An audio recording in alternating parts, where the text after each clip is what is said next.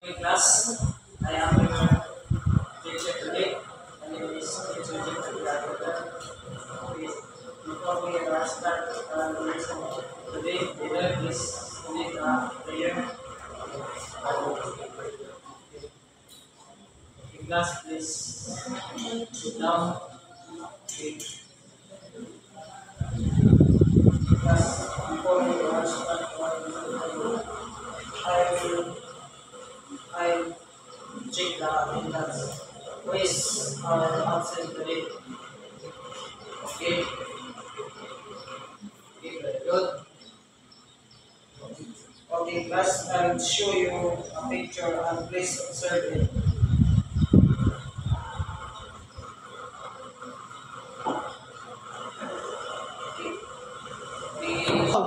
Okay, kailangan that you see in the picture. Okay.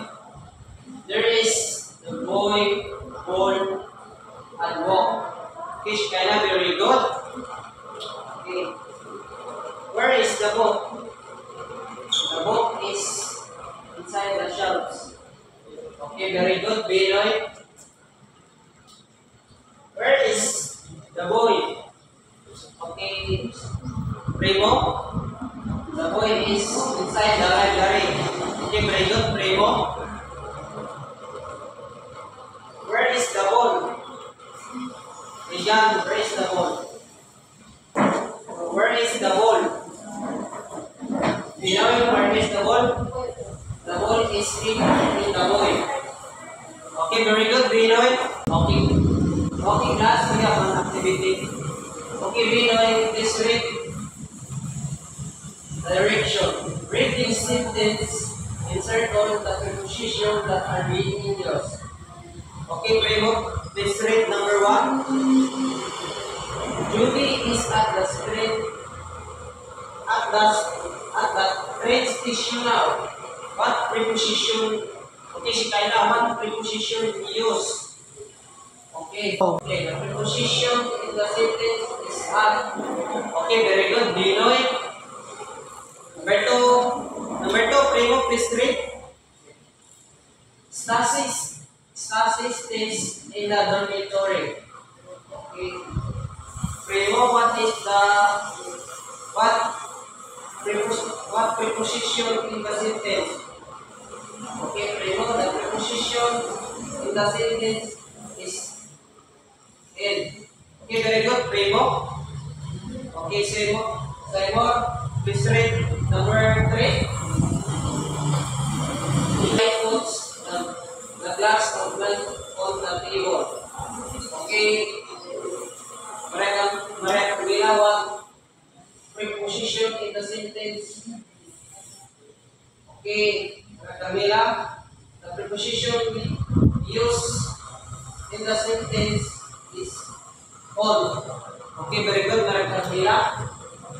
Okay, Primo, please read number 4. Stay beside the window. Okay. Mereka bilang what preposition use, what preposition in the sentence. Okay. Binoy, the preposition in the sentence is beside. Okay. Binoy, very good. Okay, Regan, please read number 5. It's 10 minutes to 3 o'clock. Okay. Gino, what preposition in the sentence? Okay, Regan. The preposition in the sentence is to. Okay, very good. Activity class. What is our topic today?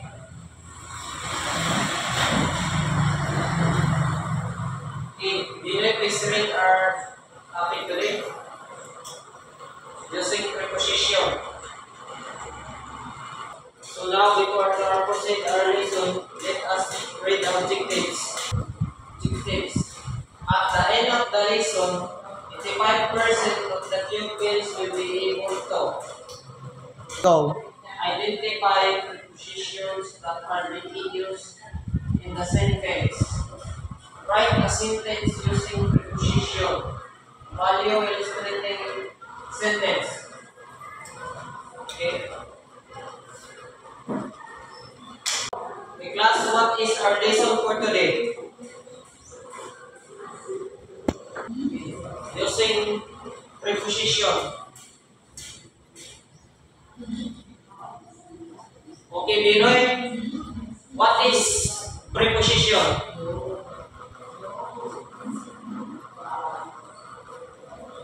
Okay, Binoy, preposition shows the relationship of noun or pronoun with other words in a sentence.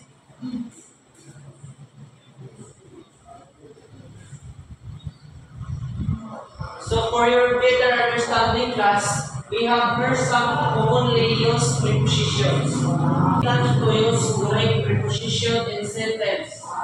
The first preposition used to indicate specific address and time.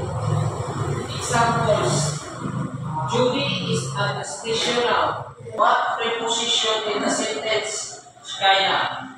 The preposition in the sentence is at. Okay, very good, Shkaina. The next example, please read, Primo. The train leaves at 5 p.m. What preposition in the sentence we use? Okay, Shkaina, the preposition used is at. Okay, very good, Shkaina. The next preposition is on. Used on for surface or area for streets, an avenue, and court, this and this. Examples: I will give my report on Monday, December 2. What preposition we use in the sentence? The preposition we use in the sentence is on. Okay, Primo, very good. The next is in. Preposition used is in. Used in to mean within or inside.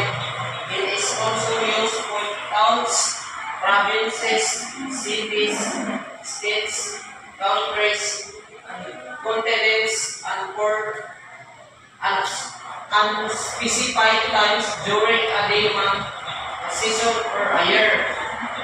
Here's the examples. Okay, Wilbur is rich. Judy stays in a dormitory. Okay.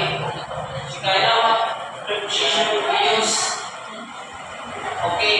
Wilboy, the preposition we use is in. Okay, very good, Wilboy. Okay. Margie, please read. She can possibly graduate in 4 years.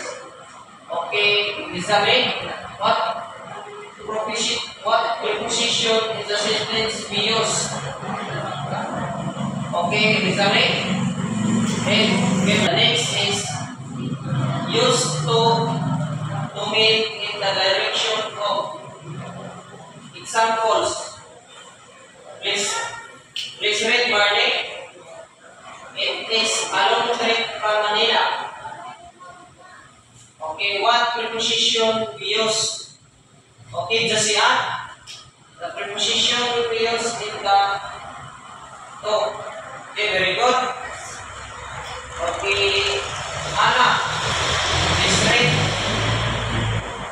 It is 10 minutes to 3 o'clock. Okay, Anna, what preposition we use in the sentence? Okay, the preposition we use in the sentence is to. Okay, very good, Anna. The next is use into to indicate from the outside to the inside. Examples. Please read Jose Villarde. Children line up and got into the wrong bike lane. Okay, Jose, what preposition in the sentence we use? Okay, the preposition we use is into. Okay, very good, Jose. The next is use from with a starting point or source and with adjectives like different, pray, and set. Okay. Primo, please read examples. A tablet is different from a smartphone. Okay, Primo, what preposition we use in the sentence? Okay, preposition we use in sentence is from. Okay, very good, Primo. Okay. Keyword, please read. A singular to free from transition. Okay, keyword, what preposition we use in the sentence? Okay. The preposition we use in sentence is from. Okay, very good, keyword. Okay. Please read. Silver. Except from her. Okay, Silver, read. What preposition we use in the sentence? Okay. From. Okay, very good. Silver. Use between or two people, places, things, and time expression. Okay. I may please read examples. Between a laptop and tablet, I would choose the latter. Okay, I mean, what preposition we use in the sentence? Okay, the preposition we use in the sentence is between. Okay, very good, I mean. So now, the next is use among for the than two people, places, things, and time expressions. Ariel, please read the examples. I like science, best among subjects. Okay, Ariel, what preposition we use in the sentence? Okay, the preposition we use in the sentence is among. Okay, very good, Ariel.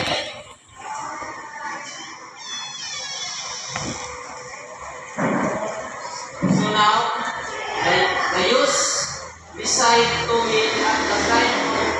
Do not use beside for these things in addition. Okay. Angelo, please read the examples. Stay beside the window. Okay. Angelo, what preposition in the sentence we use? Okay, the preposition we use in the sentence is beside. Okay, very good, Angelo. Okay, Melbourne. Please read. Besides the snail, main package can be transported through carriers. Okay, Melbourne, what preposition we use in the sentence? Okay, the preposition we use in the sentence is besides. Okay, Melbourne, very good.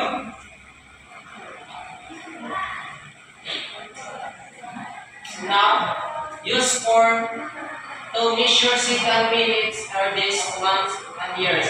Okay, Gilbert, please read the examples. Judy has been an orphan for more than 10 years. Okay, Gilbert, what preposition we use in the sentence? The preposition we use in the sentence is for. Okay, very good, Gilbert. So now you know what are the types of using preposition. Okay, I will group you into three groups. This is group 1, group 2, group 3. Each group will draw figures based on the given sentence and identify the preposition that are being used. I will give you 5 minutes to finish your work. Your task. Each group will draw figures based on the given sentence and identify the prepositions that are being used. So now, I will give you 5 minutes to finish your task. Okay, class, you are done. Okay, let's have a check.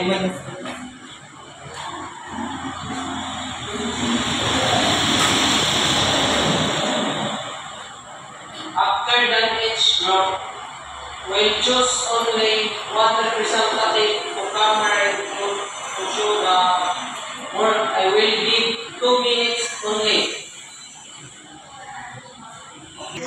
Okay, Belen, please read. Number 1. The ball is on the table. Okay. Number 2, please read. Chikaina. The flower is on the pot. Number 2, the flower is in the pot.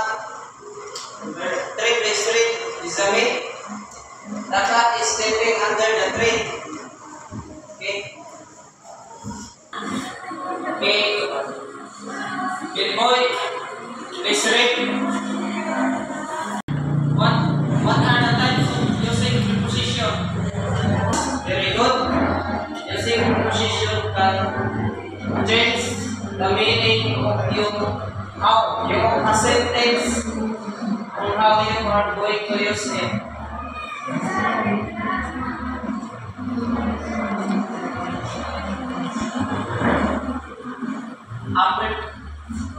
After the word, what? Preposition. Preposition is a word that connects a noun or a pronoun to another word in a sentence. It is used to indicate relationships, occupation, direction, time, and manner. Direction. Answer this question in a sentence using the suggested preposition in parentheses. Okay, I will give you 5 minutes to finish your task. It's done. Okay, let's proceed to our assignment. Okay, it's done. Okay, let's look around your house. Write 5 sentences showing the different objects by using in, on, and. Pass that on. Class, mask space.